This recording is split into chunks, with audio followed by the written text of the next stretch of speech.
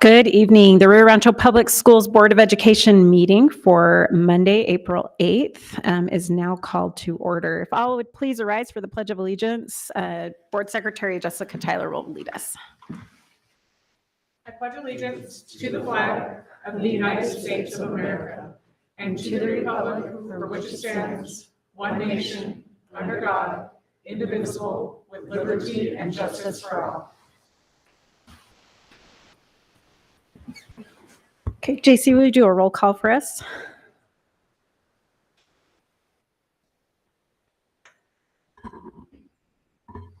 President Galbraith, Present. Vice President Morgan, Present. Secretary Tyler, Present. Board Member Tripp, Present. Board Member Miller. Present.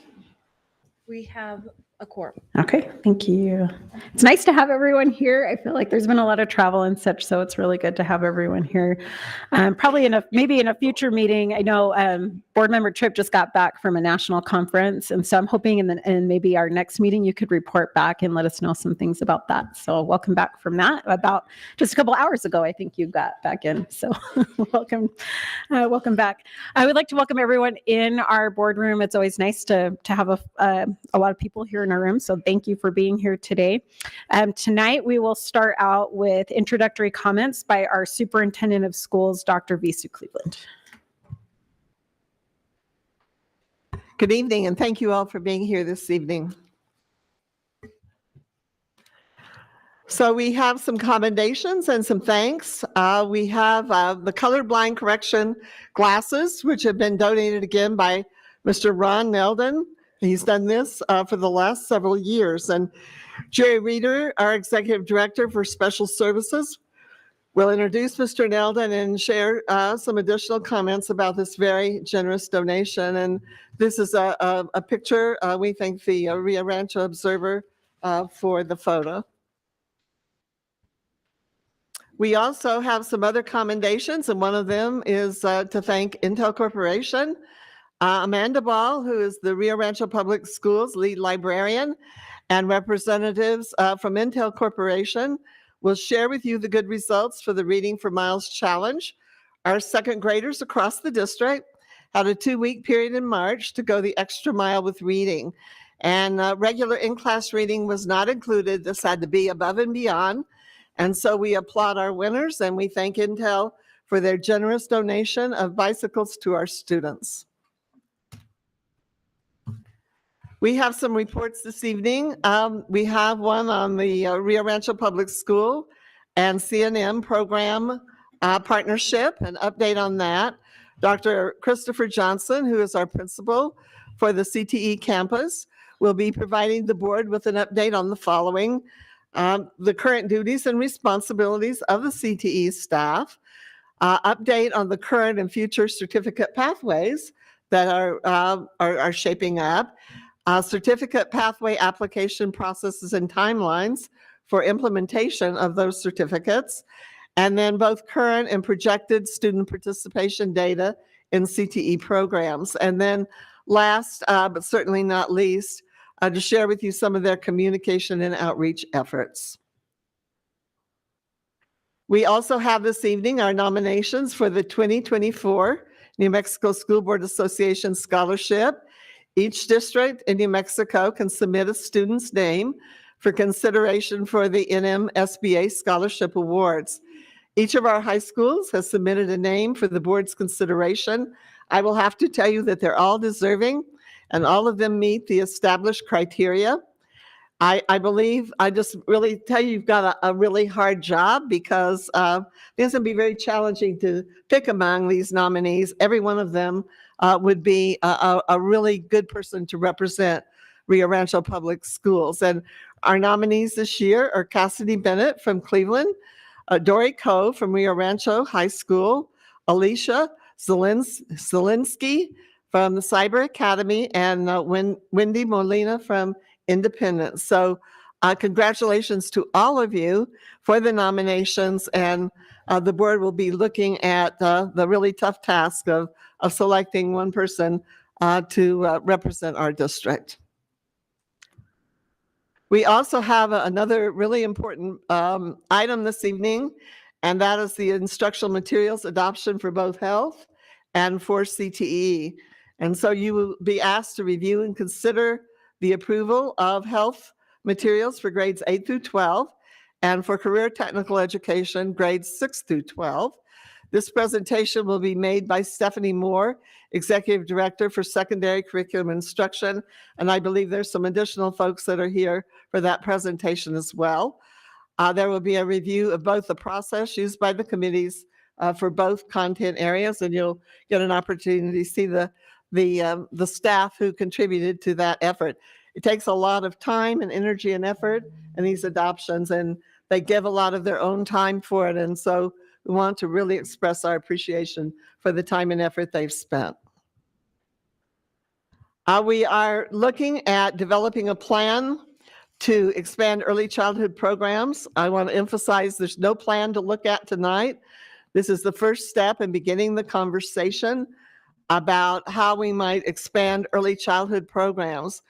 New Mexico Early Childhood Education and Care Department has mandated a full day program for our pre-K programs in the fall of 2025. And in case you don't know, the past has been half-day programs, and we have served our pre-K children with half-day programs. Next year, it will be full day. And so that means we would have to reduce the number of spaces that we currently have for our young children with pre-K, and particularly those with special needs or disabilities.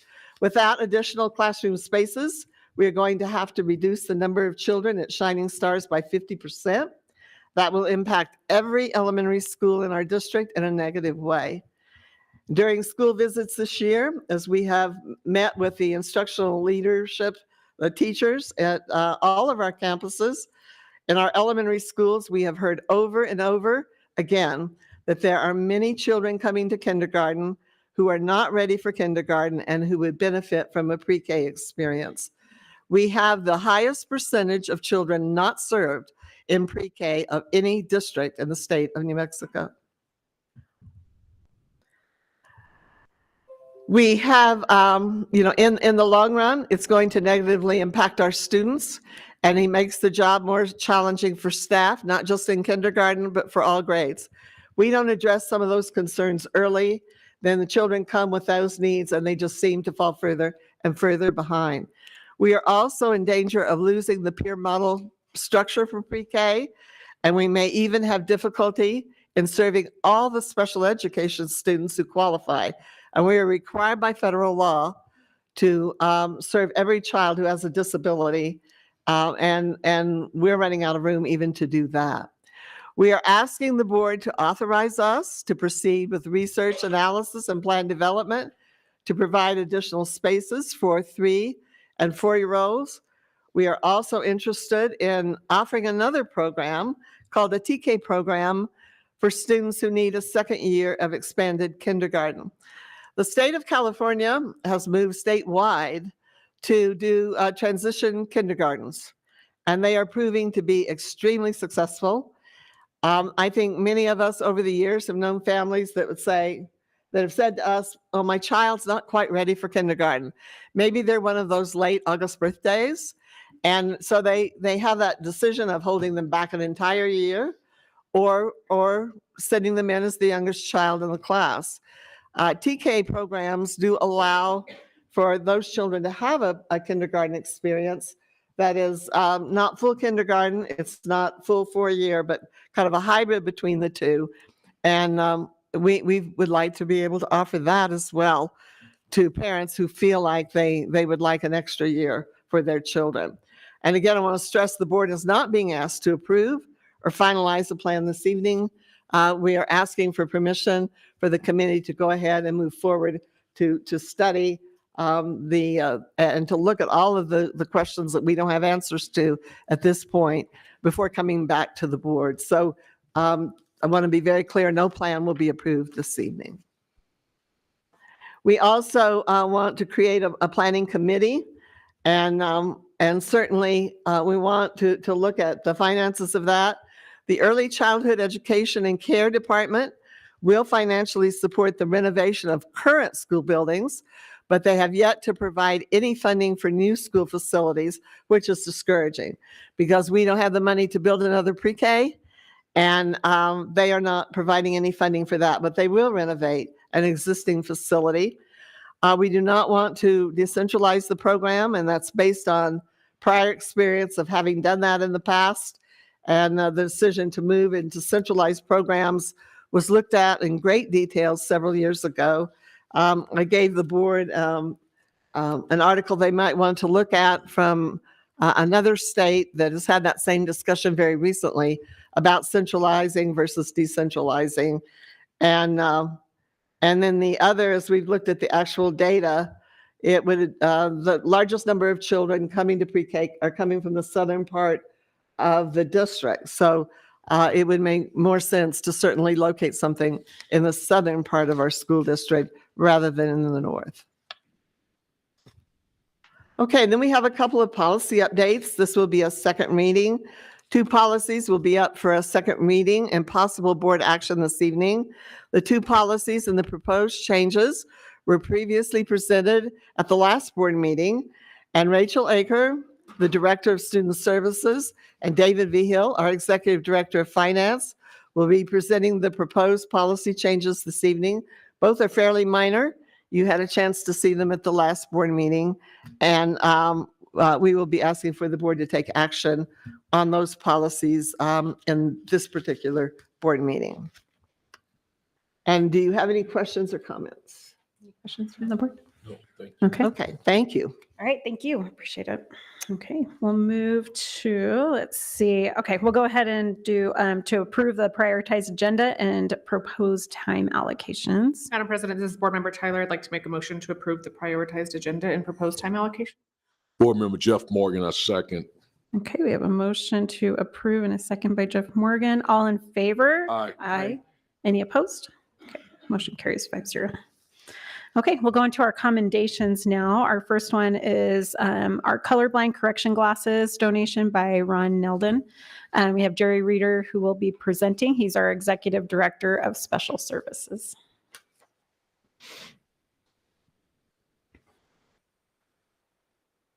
Good evening, President Galbraith, Dr. Cleveland, members of the board. It's my pleasure to introduce Mr. Ron Nettleton. In partnership with Enchroma, he's donating 14 pairs of colorblind correction glasses to the students across Rio Rancho Public Schools. Mr. Nettleton is a veteran of the U.S. Air Force and is one of the airmen who went overseas. One of the airmen who went overseas with Mr. Nettleton ended up having a son who was born completely deaf a few years later. Mr. Nettleton started watching videos of children hearing for the first time with cochlear implants, which led him to watching videos of people seeing color for the first time. Ron knew he had to help and decided he wanted to provide a similar excitement for children who have never experienced the colors as they meant to be. Mr. Nelden decided to donate Enchroma glasses to colorblind children this year with his own funds, 14 pairs to students across the district. This is the third time Mr. Nelden has changed the lives of Rio Rancho Public School students, and he plans to continue to do this in the future. And I believe we also have, I'll bring him up to share, but also I think we have 2 students here this evening, right? Please come. Yeah, come on up to the No, microphone. so you could be heard. I know, no one loves the Same microphone. as Ms. Brogworth, I appreciate the time and the acknowledgement. We do have 2 students here, Noah and Gabriel, if you guys can come up so you can see the impact. Also, we have any other students? Gabriel, come on up. Noah, come on up. To let you guys know, like Mr. Reeder was alluding to, the reason I'm doing this, in 1996, I survived a terrorist truck bomb. I was approximately 300 yards away. My life was redefined. After a successful lawsuit against the country of Iran and the initial payout, I talked to my wife, Patty, who's in the back, and I told her, I said I wanted to make an impact on some of the students. Started out as 1 pair for a male, 1 pair for a female. Ended up being the first year being 2 test kits with 4 pair of glasses each, 6 students. Last year, we had to take a break because of COVID. Last year, we donated, I think, 12 pair. And then Edit House and Rio Rancho Community Foundation picked up the 10 I didn't get. This year, thanks to donations and the funds I had remaining, we're able to get all 14 students. To me, I just love the reaction of the kids. I say it all the time. It's all about the kids. Gabriel admitted he almost broke down. I donated a pair to a young lady yesterday because she couldn't make it tonight. Her mom texted me right away and said on the way home, she bawled, lost it, absolutely crying her eyes out because she could realize colors the way they are. I've had students walk out, see a red flower for the first time and cry. 6'2" gentlemen crying because their son could see colors for the first time. So I do plan on doing this like Mr. Reed alluded to. Besides Mr. Reeder, Mr. Wyndham, I appreciate all the help you are. I bother you all the time. I always tell them I'm going to do it on their time. You know, I'm flexible, but they always know I want to do this as soon as possible. So they're very accommodating. So I appreciate all the help between those two. Other than that, I appreciate you guys. Thank you. Thank you. Thank you. Students, before you guys sit down, does anyone want to say anything? Our students that are, would you guys like to say anything? I lost your, do you want to say anything? I know it can be a little bit scary, but if you guys would like to, as we said, the microphone, but you don't have to. So, but we'd love to hear from you. I just wanted to thank him for the experience. I've never experienced color like I have today. It's unreal, and I thank him for everything that he's done. It's I'm just forever thankful for what happened today. So Yeah, thank you. Thank you. Do you want to say anything? You don't have to if you don't want to. You don't have to. It's up to you if you want to. You're good. He's like, I'm good. He's good. Ron, thank you so much for coming in. Thank you for all you do. Thank you. That's always one of my favorite commendations when we get to do that one. That's really sweet. So I want to, Can I ask a question? yeah, please. Yeah. How many in this audience have either color blindness or have someone in their family who has it? Wow. Yeah. It's much more widespread than people think. I had a spouse that was pretty much colorblind, and it is a wonderful thing to give people that opportunity to see color in a way they've never seen it before. And some are not completely colorblind, and others are totally so. But we appreciate your kindness and generosity in providing these classes to our students, and we do thank you very much for that. Yeah. Thank you. Thank you. Thank you. Thank you. One more clapping.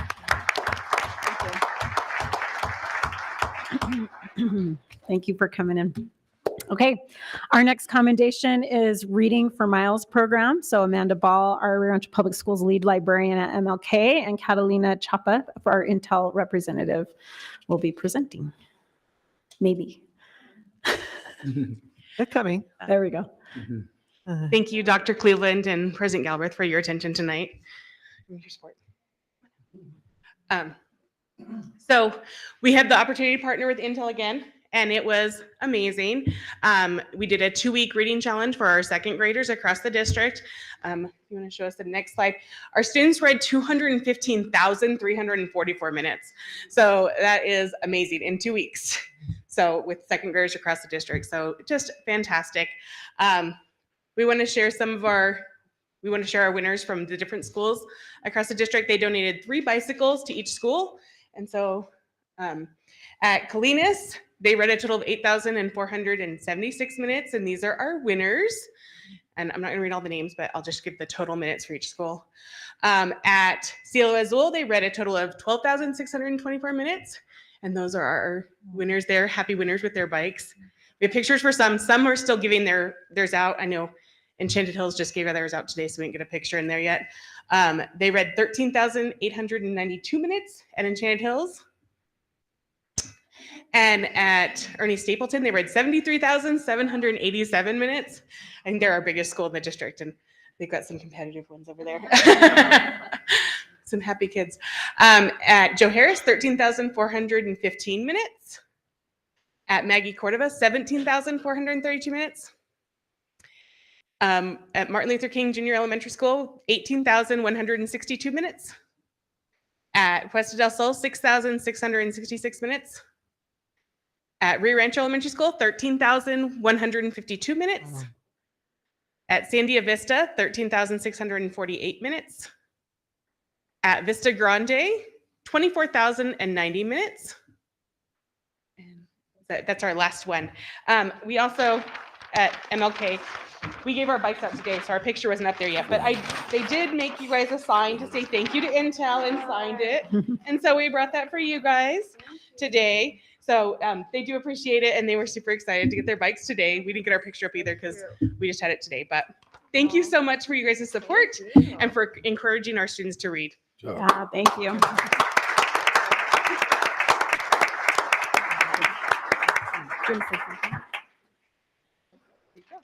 Dr., you want to say something? I believe they had 2 weeks, right? This was a 2-week competition. And so that was a lot of minutes that were read within a really short period of time. But we appreciate every school's effort in getting the children out and reading. And but it's just wonderful to see the kids, how excited they were with their bicycles. And a lot of kids don't get a chance to ride bikes anymore. And so it was wonderful. I want to thank all the teachers in second grade who facilitated this program for their school, and of course the support of the building administrators and the parents. So again, we're really pleased with the outcome, and we hope next year we'll be able to do better still. So thank you all very much. Yeah, thank you. You know, my kids, they were actually amazing. They loved to read when they were in elementary school, and it really set them up, I think, for all of their other schooling as they've gone forth. They don't read as much as they do with school, but they don't read as much as they used to. But I'm grateful for that time. So thank you so much to Intel, and thank you for everyone who put that all together. So thank you. We appreciate you being here with us today too. Okay, we will now move to our public comment. So we have 2 public comments that came in through our online form. We also have 1 public comment that's in person. And so first, I'm going to go through the public comment that came in on our online form, and then we'll go to our public comment that came in person. For our in-person public comment, please take a look at the agenda. It has kind of some of the different things with our public comment. I will pull out just a couple of things.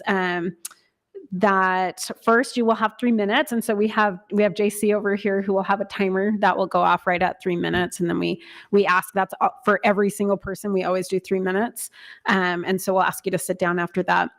It's always a little, and I always bring this up, but it's always a little awkward when we have for the person, I think, giving comment, because as a board, we can't comment back. It's against the law, the way, if we don't have things on our agenda. And so some things may be addressed if we have them on the agenda, possibly later on tonight.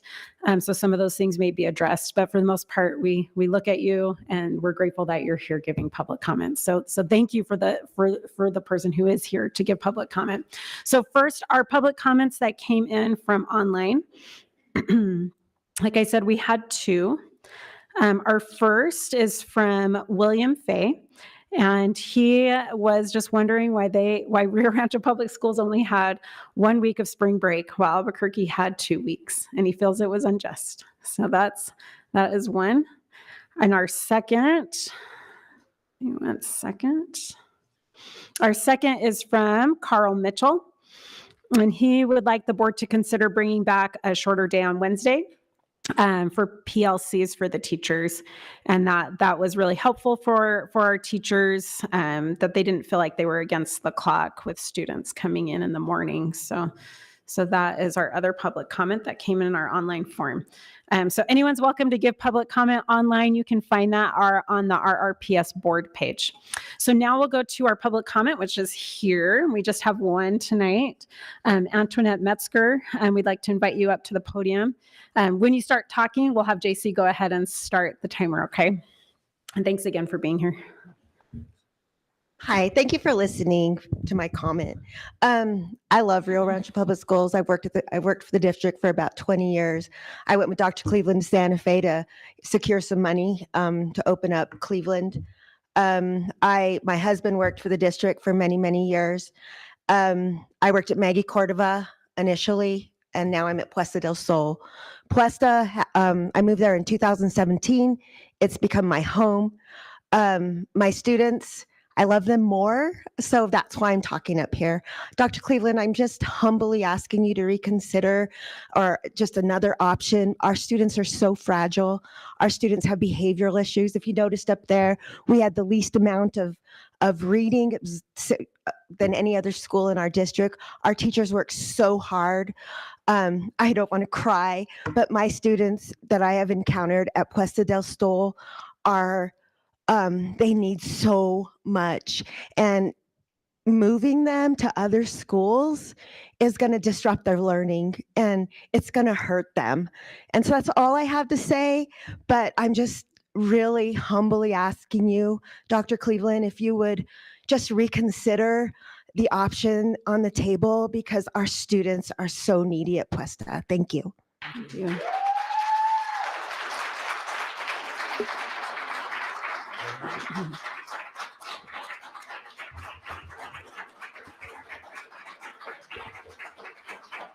All right. Thank you. And once again, we want to thank all of our public comment, both that comes in online and both here in the boardroom, and remind everyone that every board meeting, our regular board meetings, that public comment is available. And to just make sure you sign up before the meeting, and anyone's welcome to give that public comment. So thank you once again for coming in, and thank you for those who brought it in on our form tonight. We'll now go to our reports. Our first report I'm looking forward to hearing is our Rio Rancho Public Schools and CNM CTE program update. So we'd like to welcome Dr. Christopher Johnson, our CTE principal, to present this. And maybe some others, wonderful people too. Renee Saucedo. I'm always happy to see you, so. I just wanted to introduce Dr. Johnson. I know that a couple of maybe months ago, you had a report from Larry Davis. CTE is such a huge umbrella. And so he gave you what's happening at the high schools, the middle schools, and the elementary schools. And so Dr. Johnson is really specifically just for the CTE high school. And so that's basically all I'm going to say, but Dr. Christopher Johnson. All right, Madam President, members of the board, Dr. Cleveland, thank you so much for having me. I'm super excited to talk about all the great things that we are doing here with the CTE high school. So I'm going to start off with the administrative duties that I currently fill. Of course, once the building opens, that will drastically change, as many administrators know that. So currently, we'll go ahead and go next slide. So that's just a quick picture of what we're anticipating our school to look like. So we're super excited. Bradbury and Stam's done an amazing job. And I know on the 22nd, we're going to have you guys out there to look and get an update on the construction piece of that. So currently, I do evaluate 2 automotive teachers at our district transportation office. We do have close to 50 students doing automotive classes, both with CNM and our own curriculum. And so my job is just to, 1, make sure the students are safe, but 2, just make sure that the automotive teachers who come from the industry are doing what they need to do in the classroom. The other thing is with my flexibility of time, I've been able to assist Rio Rancho High School and Rio Rancho Middle School in helping them with their staff evaluations. So Rio Rancho High School was without an AP for a little bit of time. So I did volunteer to go over there and do some walkthroughs and some evaluations on some CTE staff, as well as Rio Rancho Middle School, helping them with just kind of evaluations and helping them clear that so their APs can focus on some things. The other things I do is supervise our Rio Rancho Public School students. We have 32 students who attend CNM Monday through Friday. So I'm there from 11:30 to 1:30. Just to support them and whatever needs they need as they either go through the classes or are with me in the classroom. I have been tasked to order and inventory the numerous equipments that's going to be coming into the new building, as well as all of the other supplemental stuff for the welding and the computer information systems program. So ordering that, working with Mr. Davis and his team to make sure that we have everything we need when we're ready to go. I do liaison with industry partners to set up field trips. One of the really fun things I get to do is take the students to field trips. We'll show those up a little later.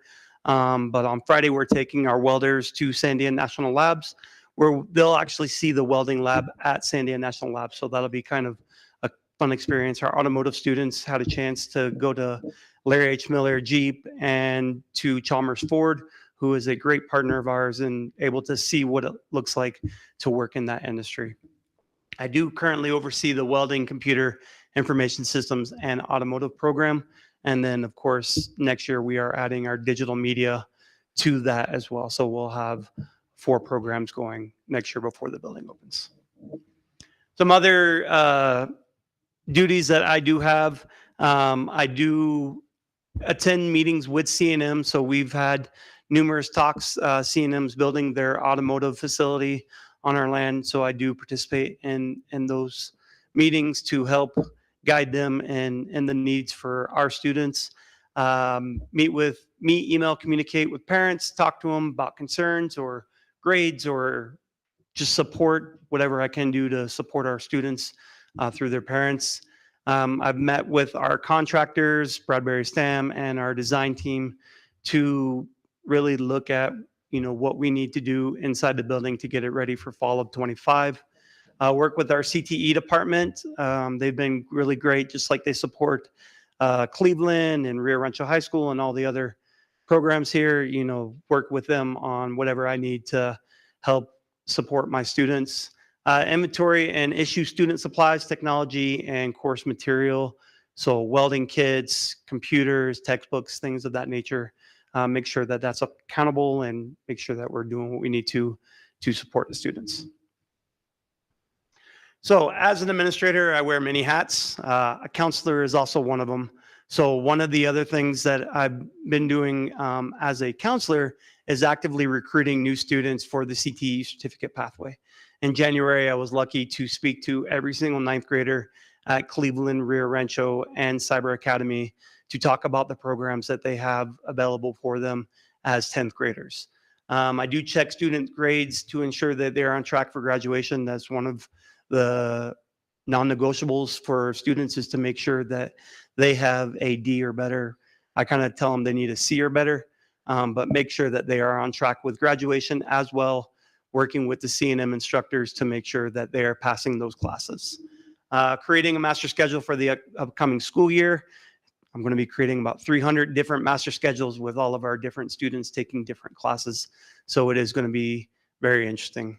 And then guide students on career choices. Some students say, hey, I want to go into the military. Some students want to continue into that trade. And some students actually want to continue on with their post-secondary education. I have several welders who are interested in getting an associate. So working with them and with C&M to make sure that those kind of work out and they're able to finish that before they graduate. And then lastly, we're also a teacher. So I am the teacher of record for 13 students who are taking Edgenuity World History. The reason for that is because they were enrolled in a fine arts band or an athletics. So we worked with our secondary curriculum and instruction and said, hey, we really want to support these students. So as a certified English and social studies teacher, I'm able to support those students so they can continue that extracurricular activities as well as maintain their course curriculum. I work with students with their online classes. I'm not good at welding math, but I do try. So, we do give them that support as well, and then submit those classes in Edgenuity. So these are our current pathways for the 23-24 and 24-25 school year. So we do have automotive. Those are our automotive and our automotive teachers in that picture. We have the computer information systems. We'll add digital media and welding. And then fall 25, when our building does open, we will add plumbing and gas fitting, residential carpentry, residential wiring, and residential HVAC. So the application process for any student that was interested in participating in this program was, I presented to them, they filled out an interest form. We had over 200 ninth graders at Cleveland and Rio Rancho High School and Cyber say, hey, I'm interested in one of those 8 pathways. So they filled out a quick Google form. I sent them an email saying, here's the application. They got all their information. Then we did a random lottery. So students, nothing was looked at except for, did you submit the application? And what was your first choice, your second choice, your third choice? So we put them through, because we are limited in the number of spots that we do have we did do a true lottery of in which students were selected for the fall cohort. After that, I emailed every single one of them and said, here are the things that you do need to submit in order to be enrolled into this program. So we needed 2 letters of recommendation. We needed their first semester transcripts, their attendance, and a behavior report. And the reason behind that is we wanted to make sure students were on track for graduation, so they had to have a 2.0 GPA, that they understood what they were getting to being a part-time high school student and a part-time college student, and then making sure that, no unnecessary behaviors. Now, we do have some students that had some trouble adapting to that high school life their freshman year. For that first semester, we took that case by case and have accepted them. Slide. So applications were open January 22nd through March 1st.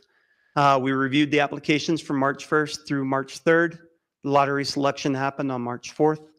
Students were notified March 5th through the 8th via email saying, congratulations, you've been temporarily or accepted into this program. They submitted their documents March 5th through the 22nd. On Wednesday this week, April 10th, we will have a parent meeting with our welders and automotives.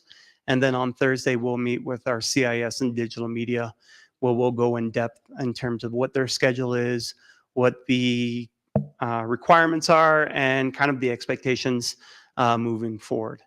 April 25th through May 20th, students will complete that C&M dual credit checklist. So this is the timeline that we've had for the inception of the program. So fall of 23, 32 students began their CTE journey, whether it was welding or the CIS at C&M. In the spring, we did a recruitment at Cleveland and at Rio Rancho High School. So for the fall, we have accepted 15 automotive students, 16 welding students, 18 CIS students, and 20 digital media students. Spring of 25, we'll get back at it again and do recruitment of the current 9th graders for that semester, and just talk to them and say, hey, if you're interested, here's the process. And then in fall 25, the high school will open. So this is our projected student participation for the next 2 years, 3 years. 23, 24, we have 28 10th graders. Most of them are welders, and some of them are our CIS. We do have 35 11th graders participating in the automotive program, and then we do have 2 seniors. For 24, 25, we have 69 sophomores coming into the program. We will have 28 juniors and 35 seniors. So that of 132 students participating in the CTE programs. And then for the fall 25, 26, we're not really sure how many sophomores we will get because we're trying to see what those new programs are going to entail. We will have 69 sophomores or juniors and 28 seniors. And so with the 97 plus new cohort, we're looking at approximately 200 students to open the building. So our current students, we have 15 CIS sophomores, 2 juniors, 2 seniors, and then we do have 13 welders doing the certificate pathway for C&M. So anticipated, we will have 15 sophomores, 18 for automotive, 18 for CIS, 20 for digital media, and 16 welding. So this is our total anticipated for next school year. Automotive, we will have 48 students, both doing the certificate pathway as well as the finishing up the curriculum that we have with our juniors that will be seniors next year. Our 35 students for CIS, 20 for digital media, and 29 for welding. So this is just kind of the recruitment number in terms of all the students that were interested in one of the programs. So overall, we had 195 students that were interested in one of those programs. And this is just kind of the breakdown. As you can see, out of 195, we only were able to select 69. These are some of the current news stories that have been happening around the CTE program here. The first one is from KOB, just talks about the seeking the information for the naming of the new school. Then December 21st, there was an article about the Rio Rancho schools beginning renovations on our skills trade. January 25th is a really good student voice piece where KOB came out, talked to the welders. Some of them are actually here tonight that will speak with you in terms of what they're getting out of this program and why it's important to them. And then finally, on March 13th, KOB got a kind of inside look at the building and saw kind of what the demolition was of the new building. So this time I'm going to invite my students up. Ryan Prop is a junior from Rio Rancho High School in the automotive program. Federico Rael is a 10th grader from Cleveland High School in the welding program. Don Palmer is a 10th grade from Rio Rancho High School in the welding program and a football player. And then Mr. Joe Palmer is a parent of Don, and they'll talk about kind of their experiences. So this time, Ryan.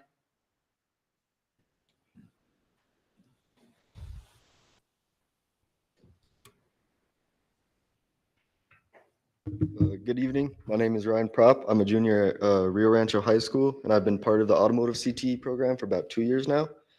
This program benefits me in many ways. I plan to put this knowledge into use in my future as a future diesel mechanic for the fire department. And this program has taught me a lot, and I'm very thankful for how far it's come for these past 2 years. Thank you. Thank you. Thank you. Does anyone have any questions? Oh, any questions for Ryan If you guys have questions for him, just let me before he tries to run away? know. I know that's true. That's true. All right, Lico.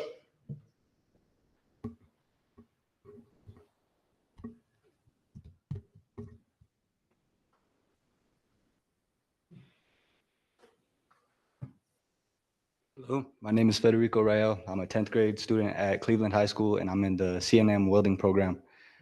One thing that this program has taught me so far in my first year of welding is that it shows me how to put my passion into a career and get me on the right pathway into a job that I can love and that I can enjoy. One thing that I love about this program is that it's a new experience. It teaches me all the technicalities of welding, and it goes more in depth than just surface level knowledge. Thank you. Thank you. Thank you. And Don?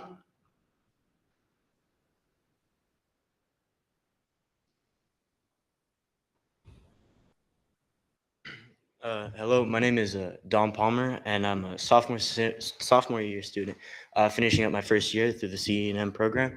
And one thing that I really appreciate it is it's taught me many different things about like the community of welding. Like I went into it not knowing anything about welding, and I'm leaving knowing everything I could know about it. It's really helpful, and I'm one of the students who has a first period sports fit, so they were very helpful in helping me work our way around it through the Ingenuity program, or using Ingenuity to help me get that history credit that I needed, and that was also very helpful. Awesome. Thank you. Thanks for being here. And finally, Mr. Palmer.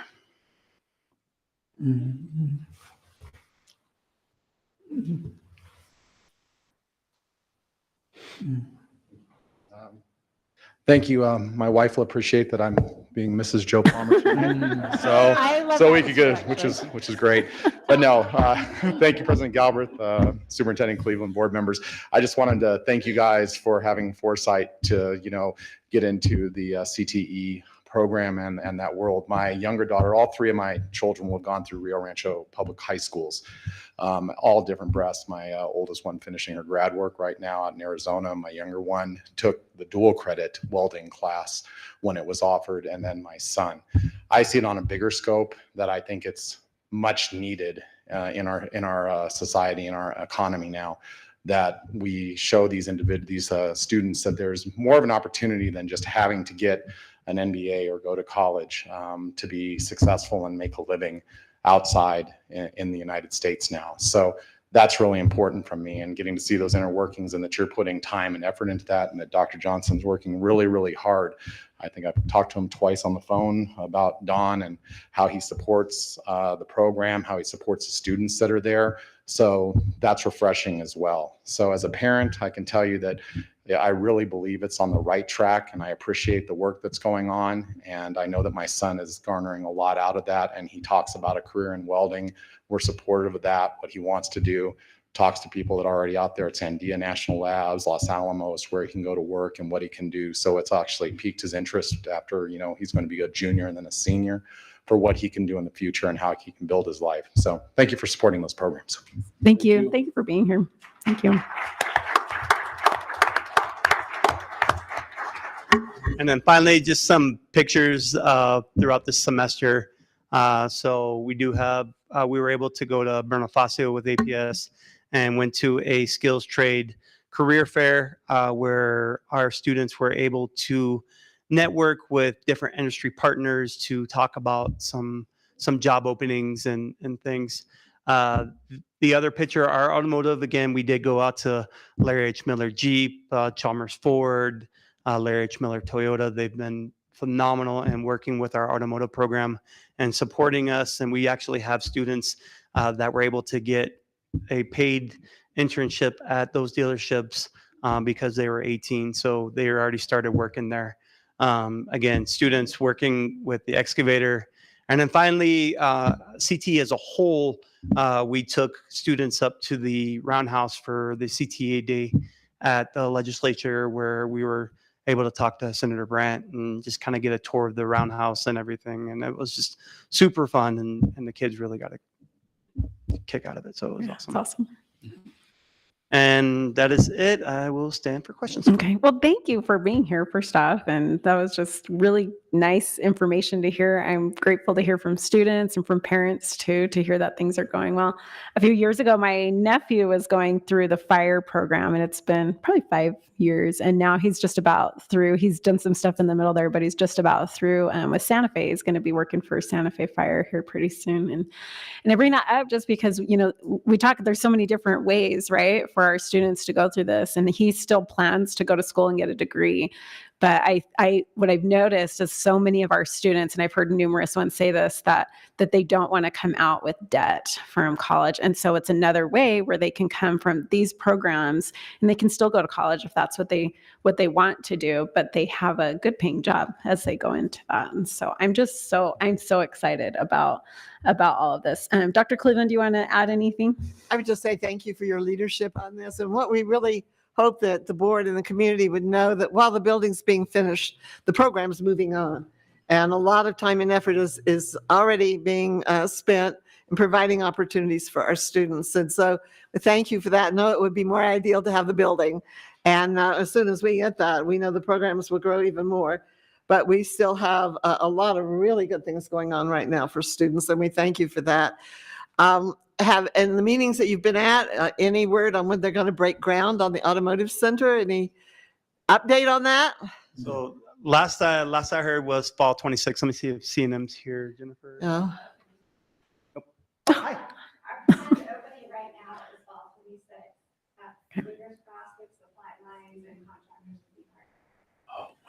That's wonderful. That's great. So we're looking forward to that. And for folks in the audience that may not know, the CTE building is the skilled trades building, and a lot of the things that have been discussed will happen there. But right next door to that, C&M is going to construct an automotive center with a focus on electric technology and diesel and some other things. And so between the two, not only students in this community, but adults in this community have an opportunity to go back and improve their skills, or maybe get a brand new set of skills. And so it's a really exciting time, and we're looking forward to seeing that program open up and the second building being constructed. But thank you again for your leadership, and it's just exciting to see so many students going in these various career directions, and we've got some really wonderful, capable kids, and this is going to provide a great avenue for them. Gary Tripp, do you have any questions or comments? Thank you, Dr. Cleveland. Couple of questions. I saw auto and welding. Plumbing didn't look like it's made yet. No, sir. So that will happen once the building opens. Plumbing, gas fitting will be one of the programs that we will have in our specialty labs, as well as residential wiring, residential carpentry, and residential HVAC. So Oh, great. those other 4 programs will follow along once the building is open. So the building is scheduled for the spring of 24 or for the fall of 25? So I believe fall of 25 is when the building will open. Maybe Patrick? That's correct. Fall of 25? Yes, sir. Okay. Thank you. Thanks. Jeff Morgan. No question. Thank you for everything. I appreciate all your work. Thanks, sir. Beth Miller. No questions. I'll just congratulate you. Congratulate the students. What am I not doing? I'm not pushing the right button. Anyway, I do want to congratulate you and the students. It's very good to hear that you have a plan. You want to use this, however, to build your lives. I'm kind of looking out there where I think you might be sitting, and we're so proud of you for doing that. And I always appreciate hearing the good things from parents about what the programs you're doing for their children. Thank you so much. Thank you. Yeah, thank you. Jessica. Thank you. It's exciting to see, that, and of course, also double-edged sword, sad to see that there's so much more interest in what we're able to take in. And so I look forward to being able to add additional programs to provide this opportunity to more students. But thank you for your continued work, and it's exciting to see the programs grow. All right. Thank you. And congratulations to the students, and thank you for coming up and sharing your experiences. It's always great to hear from the adults, but it's even more important to hear from the students and how it's touching your lives and opening doors for you. So thank you for sharing with us. And real quick, I do want to introduce Jennifer McDonald, who has been an amazing partner to us. Her exact title is like super long, but it's strategic partner for C&M. So she has been my go-to liaison between C&M and Rio Rancho, and she's done a phenomenal job. So Yeah, we're grateful for Jennifer being here, and we'd love to do like medical stuff. What else can I put in Jennifer's ear while she's here? All the other things that we want to partner with you on in the future. great. Thank you so much. Thank you. Thank you.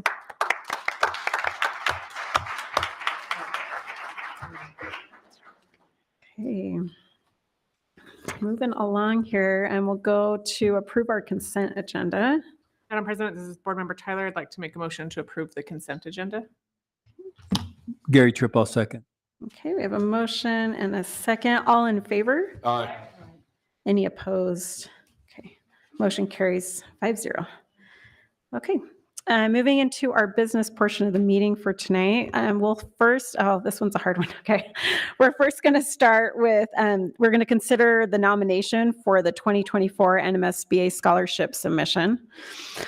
And I get to kind of present this. Claudia, I don't know if you can pull up those names. Would that be hard? I know Dr. Cleveland had it in her slides. If that's too much to pull up, then yeah, you have a second, because I'm going to give a couple of just little highlights about this. So first off, one of our students, I think it's been 2 years now, actually won this scholarship from NMSBA, and I think it's about $2,000 is I think what it was that year.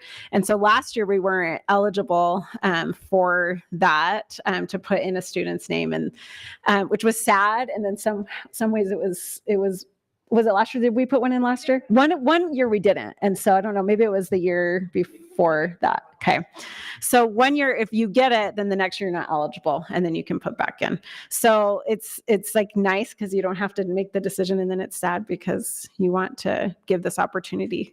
So no matter what we decide tonight, as far as our nominations, those just go up to New Mexico school boards, and they make the final decisions in each little district, not our district, but in their regions, of who gets the scholarships, who's awarded the scholarships. I'm trying to think if there's anything else that I want to put on there. So we can only submit one. They're seniors who are pursuing higher education or career and technical education will be selected. They're based on 4 criteria: leadership, academic performance, community involvement, and extracurricular activities. And I think that's it. Does anyone want to add anything? It looks like this year it's $1,250 is what they're offering this year. So does anyone want to add anything just to let the community know about anything? Okay. So we have 4 really amazing students that have been put forth from our 4 high schools. And so I hope in our folder, we're not going to go through each one here, but in our folder, we received more information about each of these individuals. And so you can open that back up if you would like to take a look at that. So our 4 students are Cassidy Bennett from Cleveland High School, Dory Coe, who actually was in the boardroom just maybe a month ago from Rio Rancho High School, Alyssa Zielinski for Rio Rancho Cyber Academy. I had an opportunity actually to meet her when I was visiting over there. Wendy Molina from Independence High School.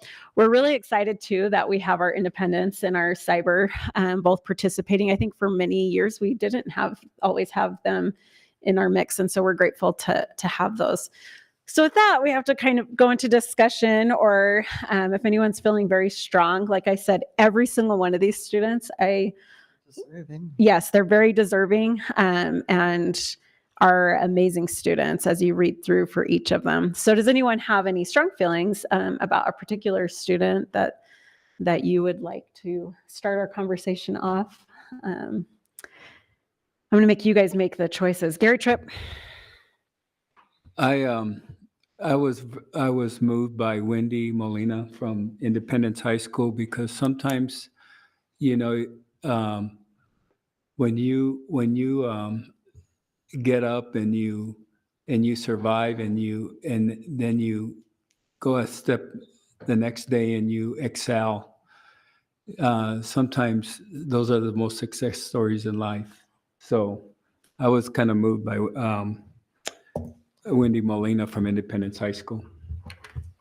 Yeah, I really liked her too. I don't know if we have someone from Independence here, but I was trying to figure out if she's planning to go on. Did you see that in there, Gary, that she's planning to do, as I was reading those criteria, that she's planning to go on to a higher, it does have CNM in there. Okay, thanks. I was just looking through that. Okay, so CNM. So anyone want to add to Gary's, or you can talk about a different individual? Anyone else? No one else? I was also leaning either towards Wendy Molina or Alyssa. I liked the fact of just maybe having representation from one of our alternative schools this year. We didn't see the representation, I don't think, last year when the names were brought forward. Maybe we had one, I don't recall, but so I would support Wendy, or like I said, I was also looking at Alyssa just because of the across the board achievements, including the involvement in the community, but because I believe that was one of the criteria. Yeah. So I like both of them. Alyssa, I did have like I said, a quick opportunity to meet with her and her mom. I just said hi. So it wasn't like a all out conversation, but she seems like a really sweet. So we have Alyssa and Wendy. Any other strong ties? Jeff, you have any strong ties towards anyone that you're? Well, I do. Cassidy from Cleveland High School, and that's because my wife kind of put the heat on me. I hope she's not listening, but she's like, you need to select someone from Cleveland High School because that's where she works. So, but I looked at her profile. I was pretty impressed with the GPA.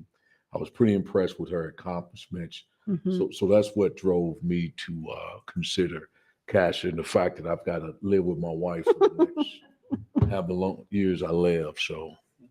But Cassidy was someone that I saw great interest in. Thank you. Yeah, I liked her as well. She was. They're Yes, all. Yeah, they all are. They all are. They are all really, really good.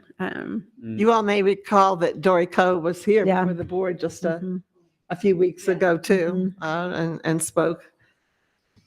Yes, so Dory was in, and she's very, very sweet as well. So everyone, now we've talked about all 4, and that we like all 4 of them. Would anyone like to make a motion on one specific student, or you want to discuss any more thoughts on who you would like to? We did have someone from I like the Independence one, but we did have an Independence one. I think that was our last one that did win, was from Independence.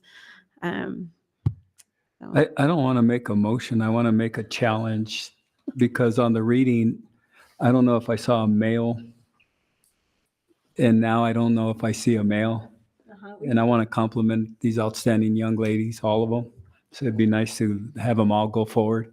but more of a challenge that maybe this side of the table, we need to get with the other male administrators and teachers, and we just need to step it up a little bit, you know. I will say, this is the only year I've seen where we've had only female nominations, so you are all outstanding. Some great young ladies. Mhm.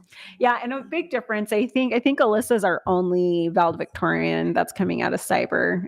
Typically, they do send a lot of their valedictorians, so I thought that was actually kind of neat too to see some other students as well. So I'm writing motion on my paper for.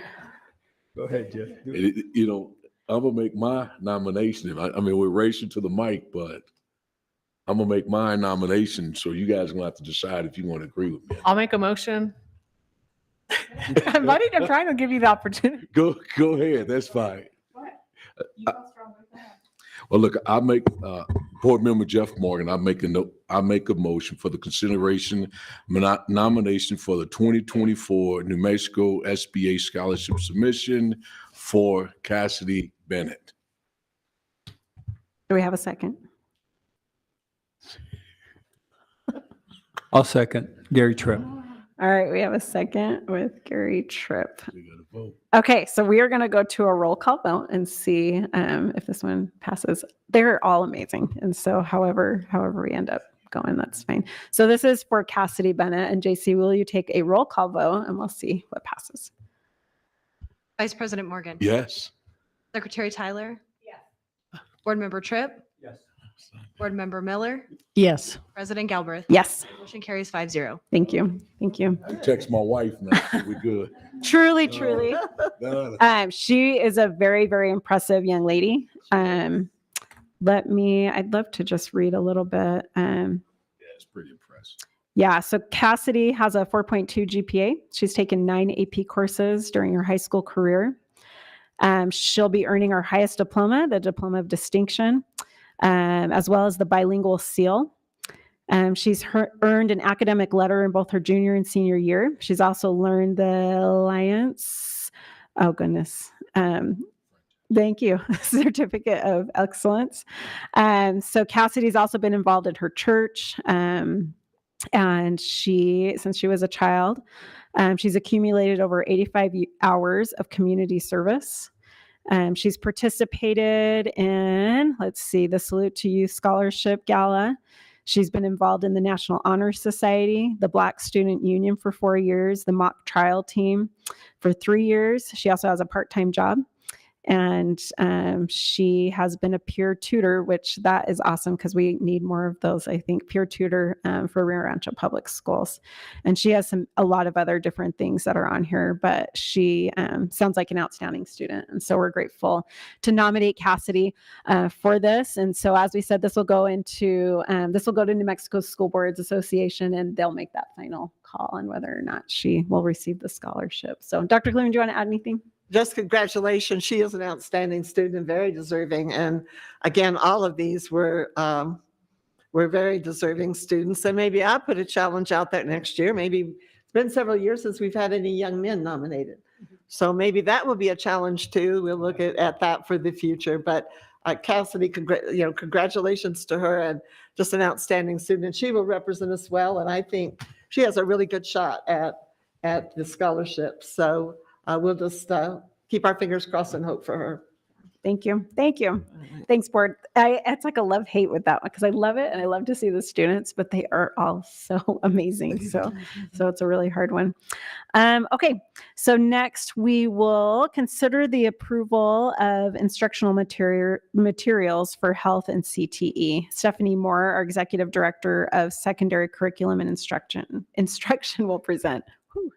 Good evening, President Galbraith, Dr. Cleveland, and members of the board. I'm here today to present the Instructional Material Review Team's decision. This is interesting. This is the first time I've been up here with you guys in this capacity. So welcome. We're excited to have you. Yeah, thank you. So we want to always come back to the purpose of this, and this is so that we can identify high quality instructional materials so that all of our students have access to a guaranteed and viable curriculum that meets the New Mexico state standards. In Rio Rancho for nearly as long as I've been here, which is 18 years now. We have operated with a guaranteed and viable curriculum with alignment with our standards at the core of that, with what is written is taught and assessed and in alignment together. I'm excited about this because while for a very long time we have focused this work on our core and our core content, this year both of our sets of materials that we review just lie right outside of the core. And so it was really exciting to bring those teams into this work and remind us that that we need that alignment across the board, not just in our ELA and math classrooms, but in all of our other classrooms too. So I'm going to start with health today. Health we teach primarily at 8th grade at our middle schools, but we also offer it at our high schools for our transfer students and students with exceptions in middle school that it just doesn't fit for. So on our team, the really nice thing about both of these instructional material review groups is that they are diverse enough and small enough that we got a lot of participation. So every current health teacher in the district participated, along with Colby from Rio Rancho High School. He doesn't currently teach health, but the high school voice with us. I want to take a minute I know we have the CNI team here that was part of this, but I don't know if we have anybody else that was part of this group in the room today. So Tanya Baker was our initial lead. She facilitated this, and in fact, they are still working because now the work is to put together curriculum maps. So they will meet tomorrow. In fact, the team will. But also, so Tanya Baker was our lead facilitator. She's here today. And then Dr. Paula Congleton started as the IHS representative, but has since moved to secondary CNI to work with us. And so she helped facilitate with Tanya. So our representation, it was fun to watch this group of teachers because they are standalones, right, at their schools. And this gave them the opportunity to come together several times during the year and really collaborate and work together. So this is the process. In the summer of 2023, the state met to review materials. And they have a rubric and guidelines around state standards. And they review all the materials and then they publish a list. Now, what we'll discuss in a few minutes is that the instructional material that we're actually recommending did not come from the PED recommended list. It was a choice the publisher made. However, we used the PED rubrics internally to vet the materials ourselves, along with our standards for our state standards and our curriculum maps that we have. The team met monthly through the fall, reviewing first their standards because they have to know what they're supposed to be teaching before they select instructional materials, and then reviewing materials. It is part of our practice that we teach sample lessons from those materials so that we know whether or not they're going to work. We know if they're going to meet our needs in our classrooms. So they did that in the fall and the spring. Early this spring, they had presenters come in that presented the materials to them. The publisher showed them what they had to offer, how to use them, and then the team voted. And this was a unanimous decision on the instructional material that was selected. So we are recommending for adoption the Comprehensive Health Skills for High School by GW Publisher. This instructional material, although it did not go to the PED review, does meet all of our criteria and did meet the standards on the PED rubric itself. So I don't know if you're familiar with this, but a publisher has to pay to be reviewed. And so sometimes we're not a big enough market, New Mexico, for a publisher to want to invest in that. And especially something like health, that's going to have a really smaller impact. So one of the leading factors in the decision with GW, one of the added benefits, I would say, is that GW offers an alternative set of lessons and ties to the New Mexico state standards for the comprehensive sex education.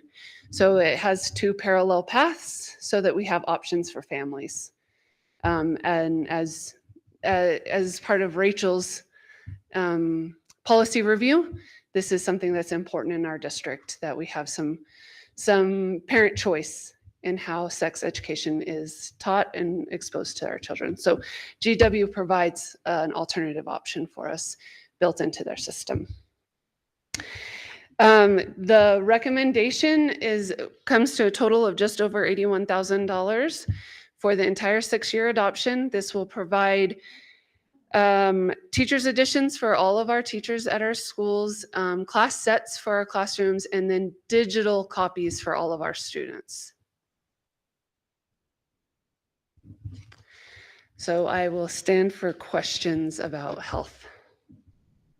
Well, thank you. And, I wasn't a part of this process, but I have done, with the history and such, and it's a big process. And so thank you, first off, and thanks for all those who helped and went through. And I recognize some of those different teachers and such, and they are outstanding individuals. So I think you had some really good people on your team.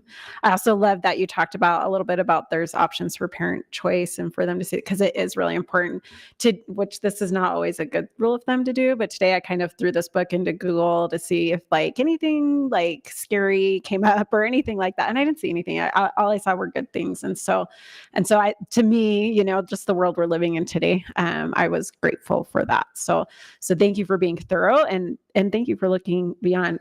Dr. Cleveland, before I go to questions from the board, do you want to add anything right now? Thank you for the hard work. It is a long process, and for the committee that gave all that extra time and effort to go through all the materials and come back with a recommendation. And it's a really strong committee. So I just wanted to express my appreciation to them. Thank you. We'll start on this end. This time, Jessica Tyler, you have any questions or comments? No questions. Thank you for the work that you guys did. Yeah. Beth Miller? No questions from me. Thank you. My appreciation to you. Thank you. All right. Thank you. Gary Tripp? Yeah. Okay. I'm good. Thank you. Appreciate your time. Okay. So with that, I have CTE first if you want to. Yes. Well, yes. Want to do separate motions for each one individually, or? These are two different, right? So we'll probably want to do separate motions for them. And then, so let us do this one, and then we'll have you go right into CTE right after that. So if anyone wants to give a motion. Board Member Tyler, I'd like to make a motion to approve the instructional materials for health as presented this evening. It's Board Member Jeff Morgan, a second. Okay. We have a motion by Jessica Tyler and a second by Jeff Morgan. And JC, will take a roll call vote for us, please. Vice President Morgan, Yes. Secretary Tyler, Yes. Board Member Tripp, Yes. Board Member Miller, Yes. President Galbraith. Yes. Motion carries 5-0. Okay. Awesome. Thank you. Okay. All right. So next we have CTE, and I am really excited about this, and it comes very timely as we move into opening the building, which is, I want to be clear, is a different thing. The CTE instructional material review that you are doing right now really focuses on our high school CTE programs that we have that currently exist. And they have stood out there alone for a long time, right? And called on, they've had some great support with Larry Davis and Amanda Gutierrez getting resources. But for the first time, we brought them all together to really understand standards and vet things together as a collaborative group. So the different disciplines that we're bringing before you are in our middle schools, our robotics programs, the consumer science, and computer applications. For our high school programs, introductory to culinary arts, child development, criminal justice, DECA, and then agricultural science, our FFA programs. So these teams met. This was interesting. We first started as a large group, then a middle high school group, and then as the integrated group. So what was our trajectory for vertical articulation? So they shifted in their group meetings several times through the year to get the right mix together, but a pretty large group of people. And again, a group of people that don't often get to work together if we don't intentionally create time and space for it, because they exist alone on their campuses. and not all programs run across the board. So I want to make note that Chelsea Mont and Kelton McPherson are our new CTE instructional leaders at our 2 high schools, and Amanda Gutierrez, also brand new to her position, took this challenge on as leading the instructional material review for this, and which is challenging in the fact that you see the diversity in what the work is and having to get them all aligned together. So the process was very similar. The review by the state, and then us reviewing materials, and that list, if you haven't seen it, can be quite intimidating, especially for CTE, because of the large number of programs that fall under that heading. It's pages long, but what applies to each thing may only be 1 or 2 items that actually would work for that particular program. So they also reviewed the materials, they had presentations by publishers, and then they voted on the materials that were selected. We are recommending adoption of 3 different sets of instructional materials. ICEV is something we currently use in the district, so we're asking for a continuation of that and an expansion of it. They will, all of these are digital platforms and learning tools.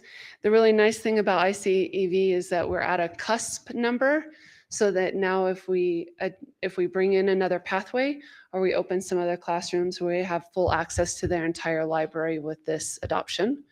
So we can add things without a larger expense.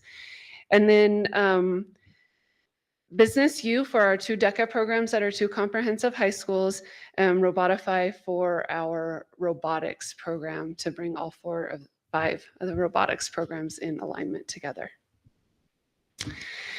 This was I thought this number was very large. I was told it actually is not as large as I should not be afraid of it, but this is coming from a Independence High School where there were never this many zeros in a budget. So ICEV is just over $400,000. Robotify is over $100,000, and then Business U at $35,000 for a total of $545,000. Also for 6 years. Huh?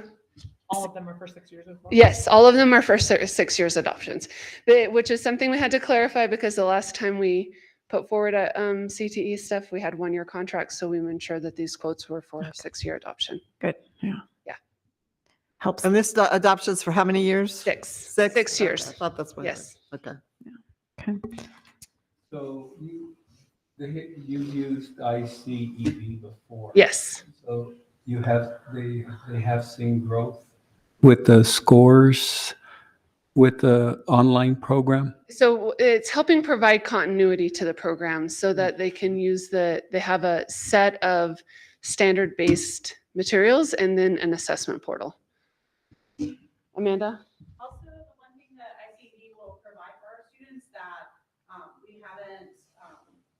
we were growing in our CT program is providing certifications for our seniors as they graduate. So for instance, our FFA students or our culinary students could graduate with a particular certification through ICEV, and their program gives a curriculum that will align to those certifications so they'll walk into a job, a career with a certification that they can have as they walk in. So that's one thing that's really wonderful about ICEV and their digital program. And it's a national organization, so it's nationally recognized. That's good. It also was the only thing that the PED approved across the board with the CTE programs.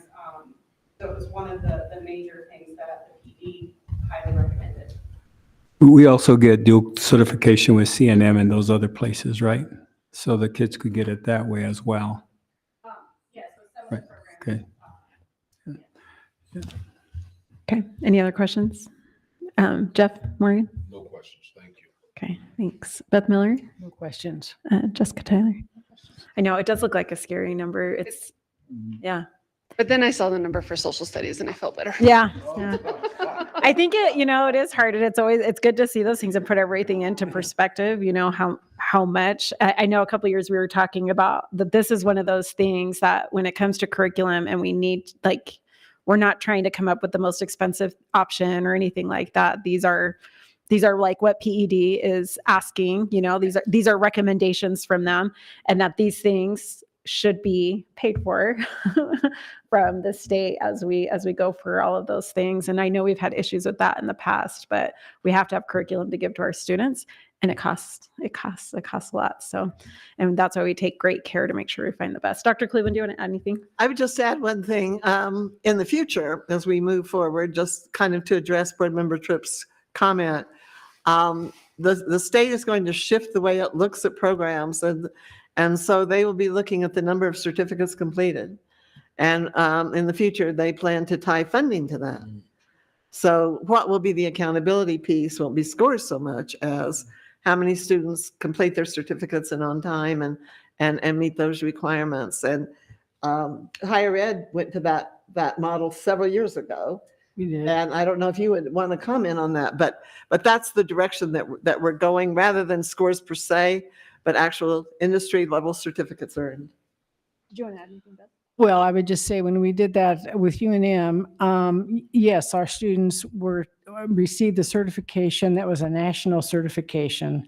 So it just wasn't sort of a local certification. And of course, our dealerships and welding shops, so forth, were with us on that. And I think when the students really understand that this is a national certification that they can go anywhere with, then it'll make a big difference to them. It gives them more choices for their education. Thank you. Yeah, and because we have used ICEV, we do have a couple of teachers that have really helped their students in this. And Larry Davis will be presenting on our high school CTE, like our site-based program, CTE programs, next board meeting for you, so we can talk a little bit more about that pathway projections. Okay. All right. Any other questions or? No, Madam President, this is Board Member Tyler. I'd like to make a motion to approve the instructional materials for CTE for ICEV, Business U, and Imagine Learning as presented. Board Member Miller, I'd like to second that motion. Awesome. Okay, we have a motion by Jessica Tyler and a second by Beth Miller. JC, will you take a roll call vote for us, please? Vice President Morgan, Yes. Secretary Tyler, Yes. Board Member Tripp, Yes. Board Member Miller, Yes. President Galbraith. Yes. Motion carries 5-0. Okay, thank you. Thank you. Appreciate it. All right, we'll now go to consider the approval for the district to develop a plan. I want to emphasize that, to develop a plan to expand early childhood learning opportunities. And so tonight we will probably have some different, those who are presenting, but we have Dr. Visu Cleveland, our superintendent, along with Janice Chenault, our elementary school improvement officer, as well as Jerry Reeder, who is up here too, who will be presenting. So however you guys want to present, we'll turn it to you. Okay, and we will also have some others, I think, if they're still here, Patrick Martinez and Mike Chavez. A couple of points may want to add some things to that as well. We spent a good hour and a half before this meeting going over this and providing a half hour of time for the board to ask questions. We're going to go back over and try to hit the highlights and go through it again. And hopefully we can maybe move it along a little bit, because we did have a lot of discussion. So yeah, and I want to make a point though with that when we have those meetings, when we have those work sessions and such, those are 100% open to the public, and anyone's welcome to go to those meetings as well. And those are always posted publicly as well. So okay, thank you. All right, so the topic is maintaining and expanding early childhood opportunities. And I will have to say that this is a perfect example of one of those things where there's really hard decisions to be made, difficult decisions to be made. And when is often the most difficult is when you have competing demands for two very worthwhile needs. And so that comes from limited resources, which we have an abundance of in the state of New Mexico, and trying to meet the needs of our students.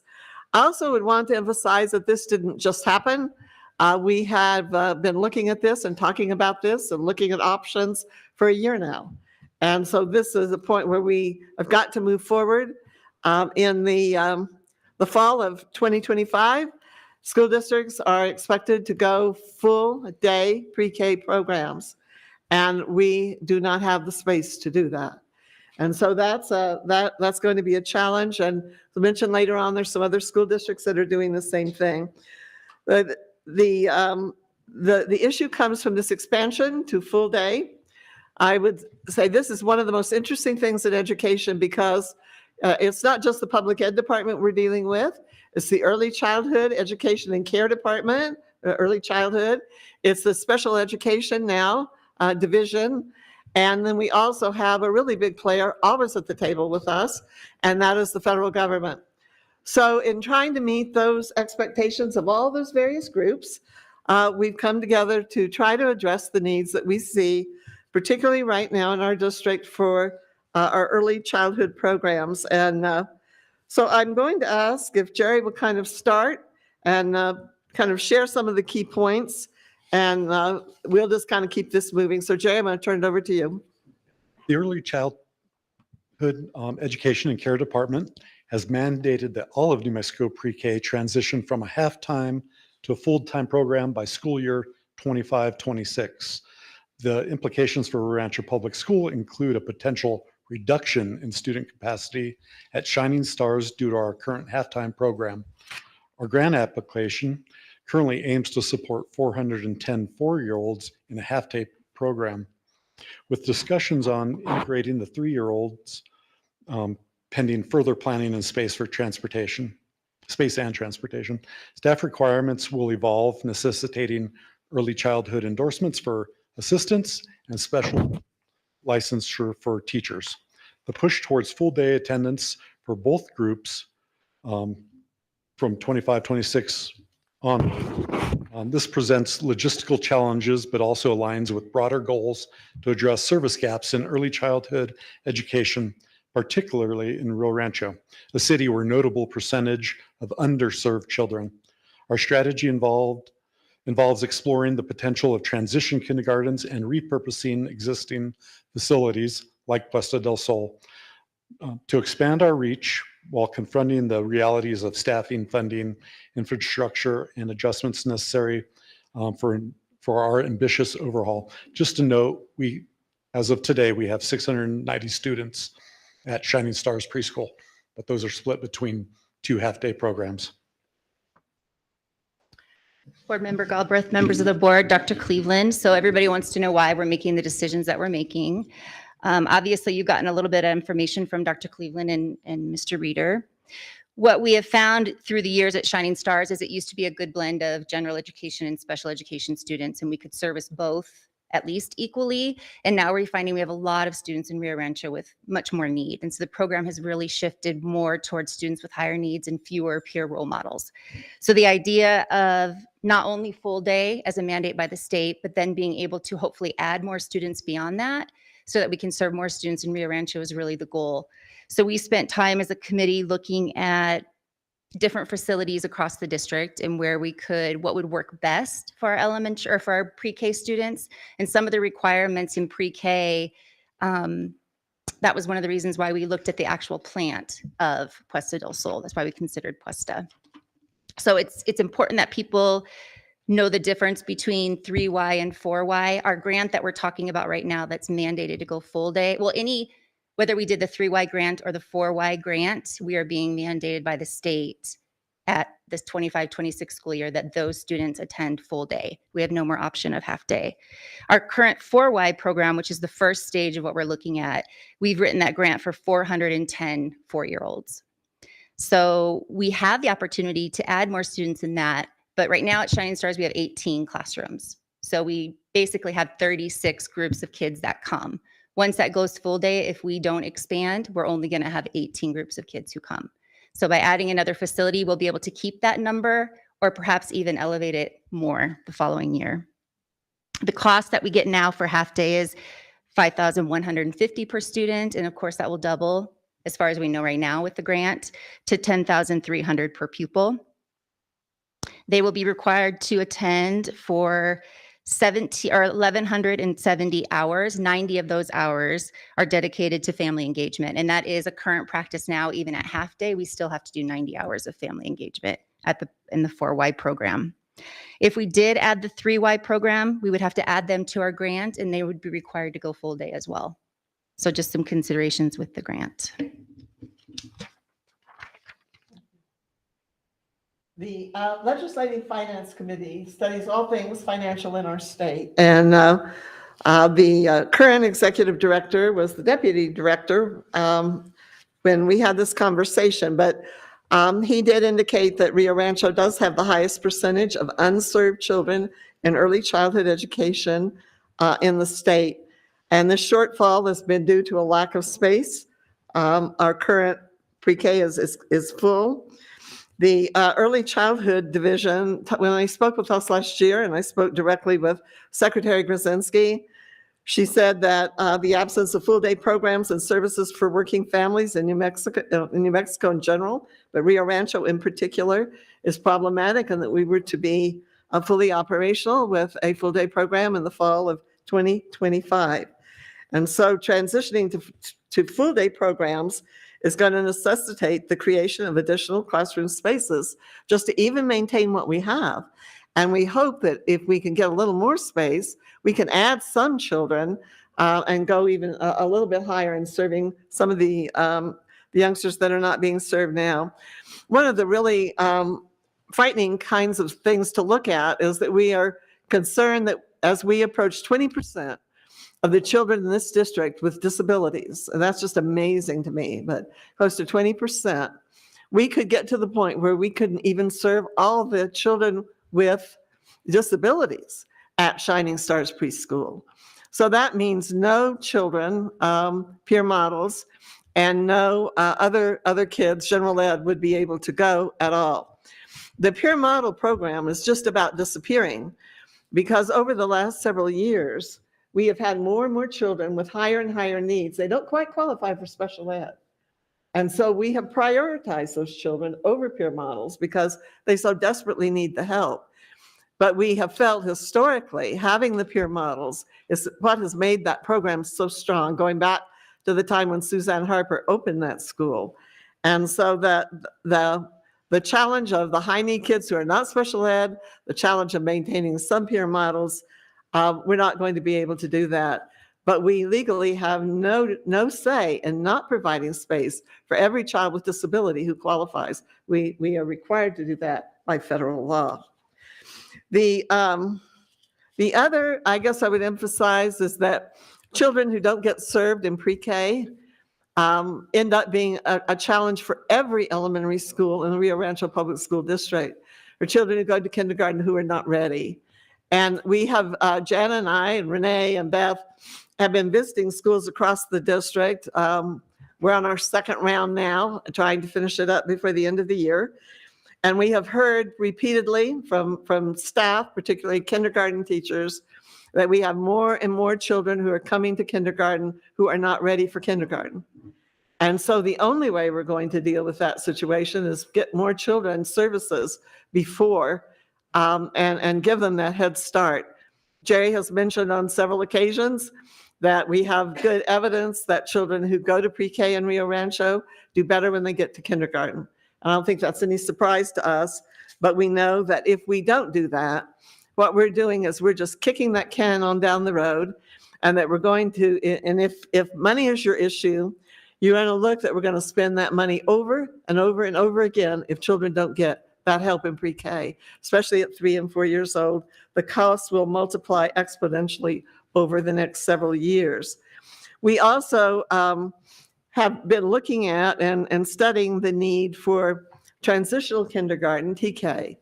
And we're not looking at a big program there, but maybe a couple of classes. The whole state of California has gone to transition kindergarten opportunities. But I know year after year, I have parents, I know our staff has had parents who say, my child's not quite ready for kindergarten even after 4. Or they have a language issue, or maybe they're learning a new language. California has found those learning a new language often benefit more than any other single group in a traditional a transitional kindergarten. But we also have parents who have really late birthday babies like I did, August the 15th, and they're concerned about that young child going into kindergarten, would like another option, would like to be able to have their child in school, but not in kindergarten with a late August birthday. So transitional serves a lot of purposes. It's something we'd like to study. We aren't committed to that at all yet, but it's something that we have heard our parents ask for and would like a chance to review and study that option as well. Jerry? Another option that was considered was to fully redistribute early childhood students to multiple elementary campuses. While this is certainly viable, there were significant challenges. One of those challenges would, some schools would have multiple classrooms while others would have none. Also, adding an early childhood program at each elementary site would increase the workload of principals, requiring more state mandates for a different set of early learning standards, and limit the support of early childhood teachers would receive, since two of our 24,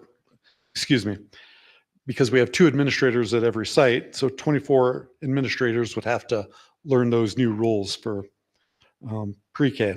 Another challenge for elementary school administrators would be the different set of standards and protocols under the pre-K site, plus having a separate set of professional development for those pre-K teachers. Some of the history behind this is at one point, Rio Rancho had the decentralized pre-K programs, but after considerable discussion and input from administrators and teachers, the decision was made to create a centralized pre-K facility. Some of the research at that time in the late 1990s was done by Dr. James Heckman. He's a Nobel Prize winning economist. He supported the need for pre-K programs. They showed a 13% return on investment for students that attended pre-K. At that time, Governor Bill Richardson attended the National Governors Association Council and came back to New Mexico and kind of brought those pre-K sites to New Mexico. So Rio Rancho Public Schools decided to establish its first early childhood center, Shining Stars, at the former Ernie Stapleton Elementary site back in 2004. Also, maximizing and coordinating ancillary services proved to be more efficient and appropriate at a centralized location under the direction of a single early childhood administrative team with centralized support. Traveling ancillary had lower satisfaction rates and indicated that they lost valuable time working at different campuses throughout the day. So just to continue with some of the challenges of separating them on different campuses, it was a struggle when we did it previously for principals to, we see it now in other areas when we're looking at professional development, for instance, like with related arts or with like with counselors, we really have to coordinate and support each other and trying to provide different professional development throughout the day or throughout the month. But there's always that time when schools want everybody together. And so that created some friction sometimes with pre-K. I also know that in conversations with current administration and especially previous administration, a lot of other districts wished they had a centralized location. The model of them being spread out across the schools was not as effective, and so they would always come and visit Shining Stars because it was one place where you had everything for the kids that you needed, and it was all centrally located. When we recently visited Gadsden down in the south, they modeled 4 of their pre-K programs after our Shining Stars model. So other districts are moving to more centralized pre-K programs as well. This also allows collaboration with other teachers and professional development, specifically for early childhood education. And then there's also times when teachers missed essential PD because they were at their home site.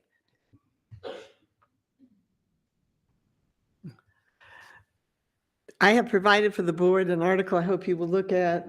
It's having that conversation in another school district, another part of the country.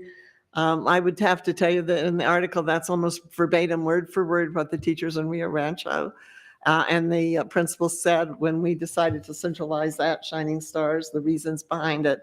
I don't think anyone can argue that it's based on what Janice just said, that it's been an extremely successful program and maximizes the use of our very limited resources. So it is, I think it's a model that has been well done for us over a long period of time. And I think it's the most efficient use of our resources. And our resources are so limited in this district that we really can't afford to disperse some of those resources out and meet the needs of all of our children. We are not the only district that's moving in this direction.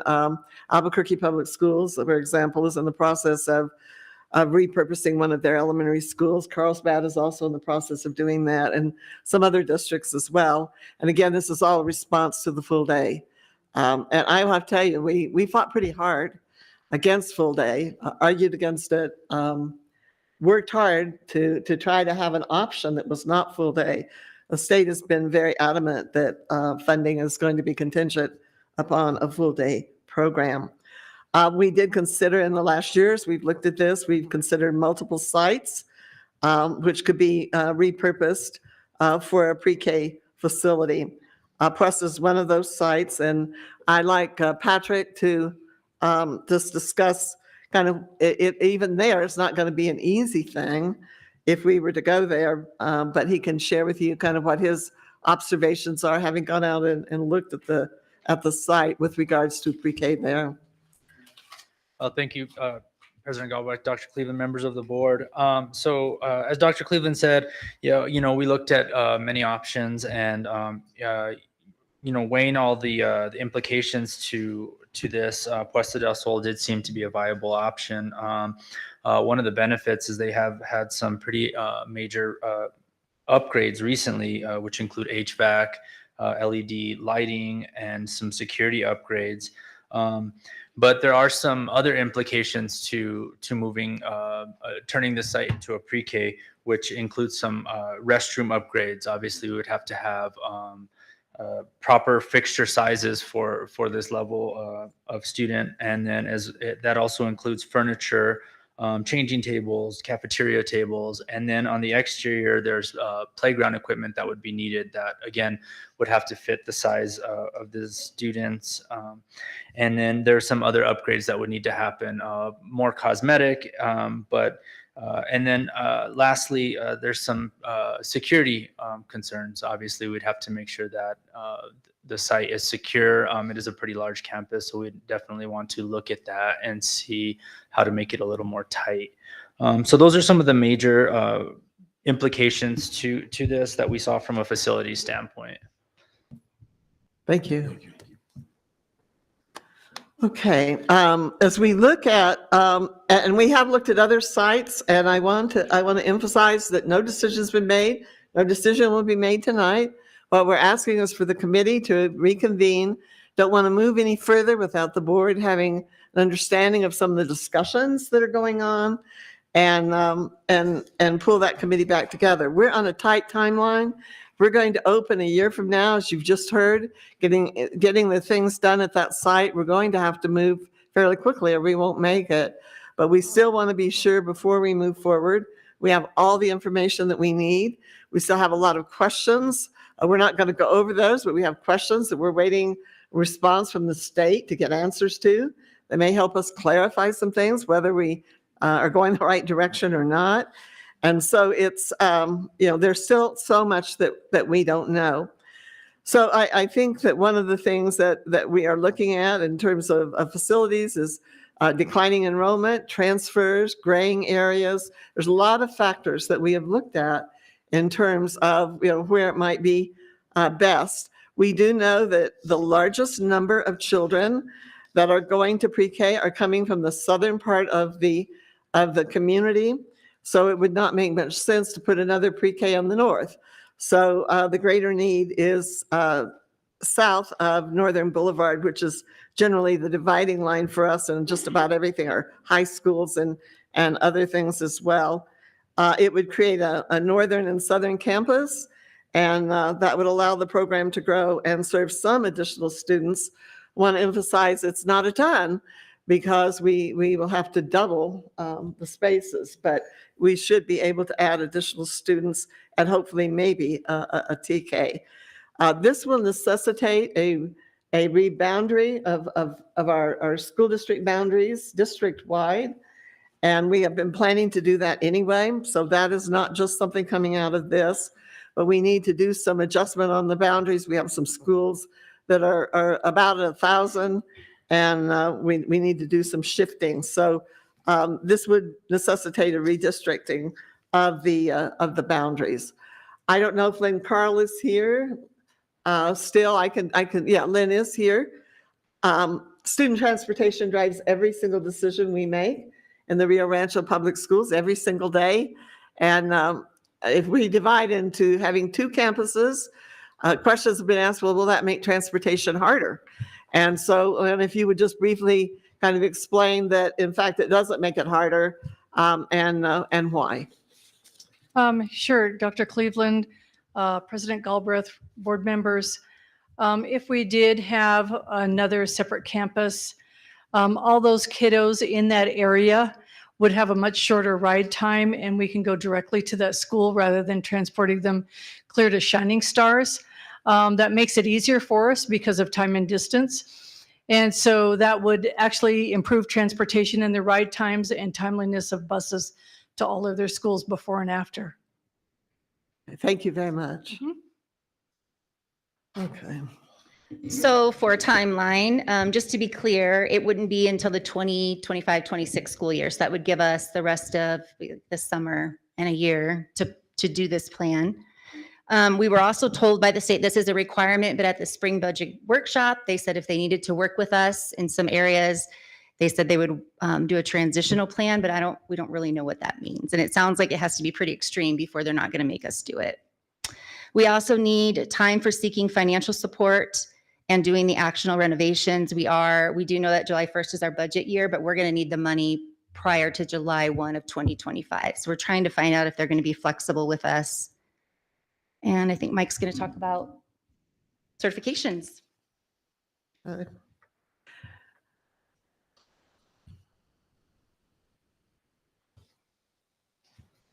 Good evening, Madam President, Dr. Cleveland, members of the board. As Dr. Cleveland mentioned, there would have to be some redistricting of the school boundaries. So there are two considerations here. The first would be switching or moving of some staff, just as we did the last time that we did some redistricting and changes to the boundary. And we would come up with a process for having people put in a voluntary transfer request and working with people to possibly move to a different school as we relocated the students from Puesta del Sol to other schools. The second consideration is finding teachers that would be teaching the early childhood classes at the Early Childhood Center. My understanding is that we're going to start small at the new Early Childhood Center, but eventually grow just as we've done at Shining Stars.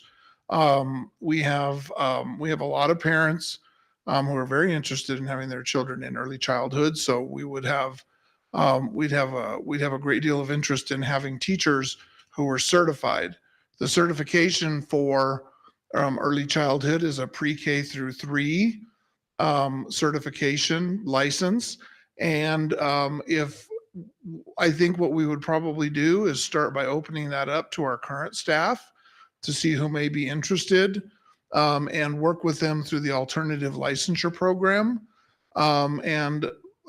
We would probably look at some sort of cohort program here in the district to see if we can work with a group of teachers who might be interested in becoming early childhood teachers. I know that something that sometimes people get very concerned about when something like this comes up is a loss of positions. I can see no reason why there would be any loss of any positions in this district. As a matter of fact, we would probably end up gaining some positions as we see the Early Childhood Center grow. Thank you. Thank you. So some of the changes that we have to think about in this planning process is what does full day look like for a 4-year-old, because we're in half day right now, and implementing art, music, PE, related arts that the elementary schools have.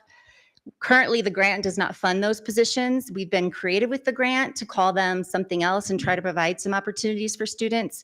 But in order for staff to get what they're due for planning and preparation for an all-day program, that is something we're going to have to look at.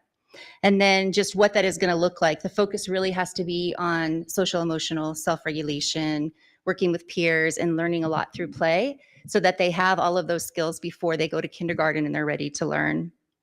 And then, of course, communication with the community, the parents, and those that are currently familiar with the half-day program and explaining what a full-day program looks like. I think I shared with you that Shining Stars in their current application for next school year is asking parents how many of them would be interested in a full-day program. We're hoping to get some data to see how many parents we will have that would be interested in that. We suspect, I don't have data, but we suspect that some of our wait lists that used to be at Shining Stars went to full-day programs somewhere else. We're looking forward to possibly having those families come back. And then there's also an opportunity beyond the hours that we mentioned earlier. They do have an extended program, and that's something that we could look at in the grant if we have the right facility and the right plan to support students for a longer period of the day if the board so chooses. Okay. Why don't we go to Do you Dr. have anything Cleveland? else? So let me wrap up Yeah, then. let's wrap up. And just a few key points. As you know, as you can see, this is not a plan. This is an effort to look at it and move forward. Been asked, can we look at other locations? Yes, we have, but I want you to know we have. We have already looked at some. We can look again. We need a committee to come together and start looking at a lot of different things. For example, when we go full day, what are we going to do for food service at Shining Stars? There's no cafeteria. There's no kitchen. How are we going to feed children when we are required to do that? Rio Rancho Middle's pretty close, but they're just food service, things like specials. You're going to have children all day. Then young children are going to have things like art and music and PE and things other than being in a desk. They're going to have a very different program than what we offer now. And so what would that look like? All of those are things that we're going to need to study and to look at and see what's feasible and what is not feasible. And then of course the facility itself. So just to highlight a couple of just the key points. Concerned that in the future we may not even be able to have classes for every special needs child who qualifies, which we are by federal law required to do. Secondly, we are faced regardless of if we don't have additional space, we must cut services for pre-K kids by 50% in this district. And that is going to have an impact on every other elementary school in the district, as children who don't get that pre-K experience go on to kindergarten. They will be woefully unprepared. That makes that kindergarten teacher's job more difficult, but it makes every elementary teacher's job more difficult. And so I think we see the importance of that 3- and 4-year-old program in helping get these kids on track to a good start in kindergarten. And then, we have heard from our own teachers repeatedly from across the district that our children are coming into kindergarten not prepared, and we need more opportunities for children to have pre-K, and that's coming from elementary schools all across the district. And then we've talked about the decentralization. There's one other factor too.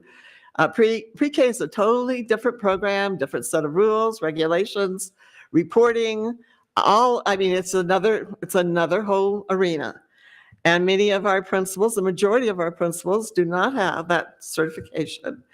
And the other is I'm very honestly worried about adding more to the plate of our elementary principals, who I think now have an awful lot on their plate, struggling to get those things done as it is. So it's not easy, none of this. This discussion has been hard, and it's been heart-rending at times. And I wish we had more resources. I wish we had another building for pre-K. There's a lot of things I really wish for, but we are having to look between competing demands, and both are really important.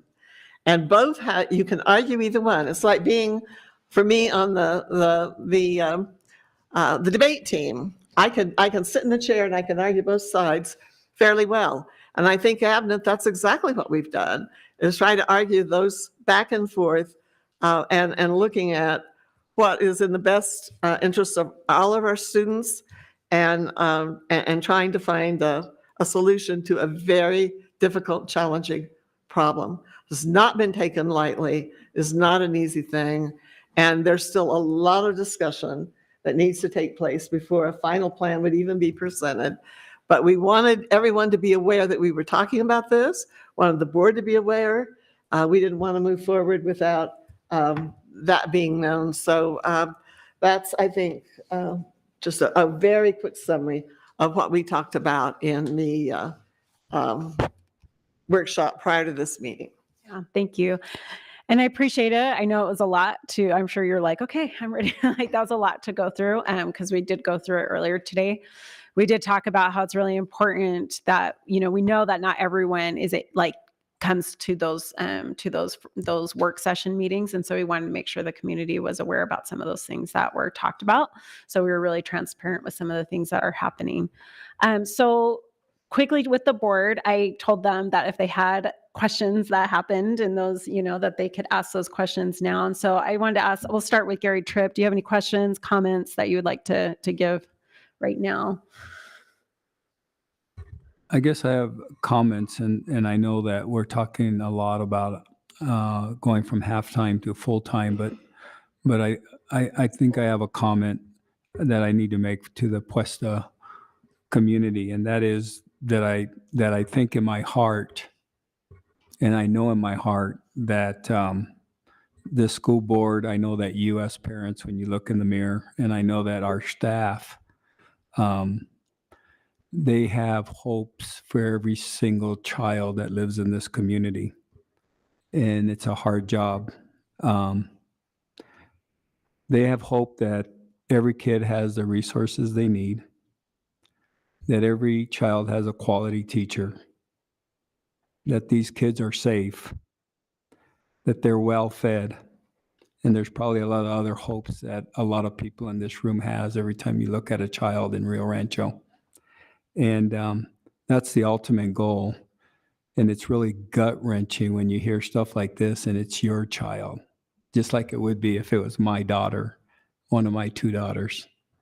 And but this staff and this administration, and I know it's hard to say, but they have a love for children.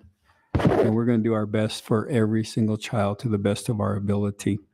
And it's nothing here is taken lightly. Your children are loved, and I know they're loved more by your teachers than by anybody else.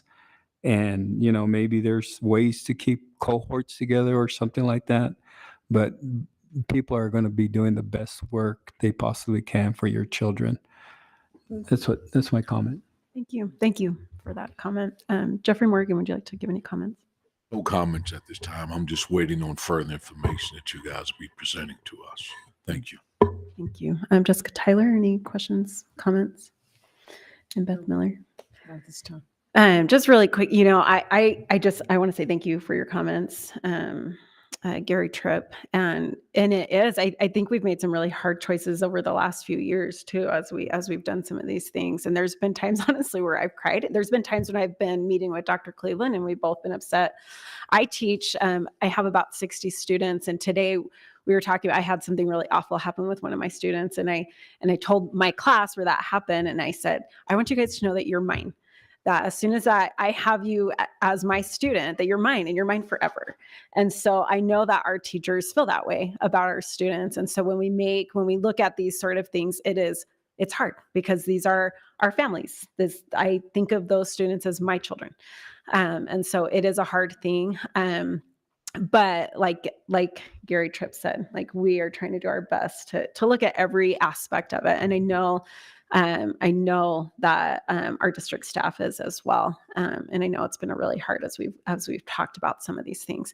So once again, I know that we're not for sure doing all these things. This is the direction that we are looking at moving.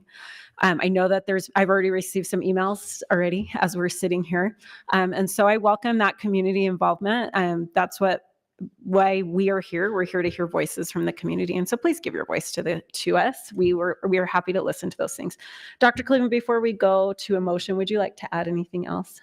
No, just again, to emphasize this is hard discussions, but we are discussing and we will be bringing back information for further discussions. I also want to say that the board asked pretty hard questions for a half hour before. So, but in the interest of time, going over all those again, we've taken very careful notes on those, and we'll be trying to get that information back to the board and also sharing. And as we move forward, if the board approves opportunity for us to at least continue the conversation. As I said before, I don't want to do any more work if we're not. So that's kind of what we're seeking, is just some direction from the board at this point. No decision, and we will try to get the information that the board has requested. Thank you. Madam President, this is Board Member Tyler. I'd like to make a motion to direct the district to develop a plan to expand early childhood learning opportunities for the district. Board Member Gary Tripp, I'll second. Okay, we have a motion and a second. And JC, can you take a roll call vote for us, please? Vice President Morgan? Yes. Secretary Tyler? Yes. Board Member Tripp? Yes. Board Member Miller? Yes. President Galbraith? Yes. Motion carries 5-0. Thank you. Thank you. Thank you so much. Appreciate it. Okay. I want to emphasize again what Mike Chavez said. No one is not going to be employed in this district. And we have done this before. And I think we can very well make good on that commitment again. Thank you, Dr. Cleveland. Okay. We are now, we have a couple of second readings to go over. So we'll start with the first one. We have a second reading to changes to policy 903, student and staff health and wellness. Rachel Aker, our Director of Student Services, will present. President Galbraith, members of the board, Dr. Cleveland, I come to you with the second reading of the student and staff health and wellness policy. Just some updates that came from our student health and wellness committee and the PED feedback. Do you guys, I stand for questions. Okay. We have any questions on this policy? We looked at it, I know, about our last meeting. So we'll go to motion. Board Member Tyler, I'd like to make a motion to approve changes to policy 903, student and staff health and wellness. Sorry. Board Member Jeff Morgan, I second. Okay. We have a motion and a second. JC, will you take a roll call vote for us? Vice President Morgan? Yes. Secretary Tyler? Yes. Board Member Tripp? Yes. Board Member Miller? Yes. President Galbraith? Yes. Motion carries 5-0. Okay, thank you. And our last item, we will have our second reading to changes to policy 606, district credit card usage. David V. Hill, our Executive Director of Finance, will present. Thank you, Madam President. Dr. Cleveland, members of the board. I'm here to present the second reading for policy 606. This has to do with our district credit card usage. There have been no changes since the last reading. This allows the superintendent, under limited and occasional circumstances, to raise credit limits on individual P cards. And with that, I stand for questions. Any questions? Okay. No question. We'll go to motion. Board Member Jeff Morgan, I make a motion to accept the second reading of changes of policy 606, district credit card usage. Board Member Gary Tripp, I'll second. We have a motion by Jeff Morgan and a second by Gary Tripp, and JC will take a roll call vote for us on this. Vice President Morgan? Yes. Secretary Tyler? Yes. Board Member Tripp? Yes. Board Member Miller? Yes. President Galbraith? Yes. Motion carries 5-0. Okay, thank you. Thank you. Appreciate it. A couple of things for advanced planning. First, I just want to make sure that the board received, you should have received an email from me about evaluation. Did everyone receive that? Did no one receive that? About evaluation. Did anyone receive that? Can you check your emails and just double check? You didn't see anything? Okay, it would have come yesterday. Okay, so I will work on that again. Okay, good to know. So please do look for that. It will come from my work email, so it's going to look a little different, just for reasons of creating the form. And then other advanced planning. So this week we have the region meeting in Magdalena. I believe Gary Tripp's going to that one. On a note for that, I just asked Joe Guillen if he could just send us an update of the hours of everyone's training. Just a reminder that we have to make sure we get those hours in for our accreditation. And so, I'm hoping that he'll be able to just send that to me just so we can kind of see where we're at. Also next week we have the Crimson dinner. If you're planning to attend, please let Claudia know for both the Crimson and the Phoenix dinner. Other than that, we have finance committee meetings coming up and regular board meetings, and I'll be planning another closed session for evaluation. So please look for those things too. And we also have Dr. Johnson has invited those who want to come early before that meeting just to do a walkthrough over at the CTE building, and that's not a required thing. We'll post it so that we're legal. But if you want to see how things are coming, you'll have an opportunity to do that. Yeah. And we have an audit committee. And there's an audit committee meeting that's on the 15th. Okay. Will we meet? We'll just meet at the CTE center. Just right? meet directly there. Okay. And then we'll drive back from there over here for the finance committee So that'll meeting. be on the And 22nd. want to stress on finance. We're going to have a really tight timeline on that as well, to get the budget reviewed and approved and all of that. So we're already in April. So that's going to have to move pretty quickly. So. All right. Our meeting's adjourned for tonight. Thank you, everyone.